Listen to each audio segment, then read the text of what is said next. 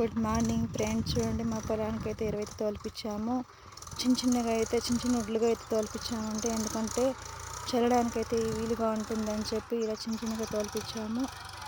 మొత్తం ఇప్పటికి 3 లోడ్లు అయితే వచ్చిందండి. ఒక లోడ్ 4500, ఇంకా ఒక లోడ్ అయితే వస్తుంది. ఈ ఎరువు అయితే సరిపోదండి, ఇంకా ఎక్కువ తోలాల్సి ఉంటుంది. కాకపోతే మా బడ్జెట్ తగ్గట్టుగా మేమైతే తోలిపించుకుంటున్నాము. ఇరవై అంతా చల్లేసిన తర్వాత పేపర్ వేసి వేరే ఏదైనా పంట అయితే చేస్తాము.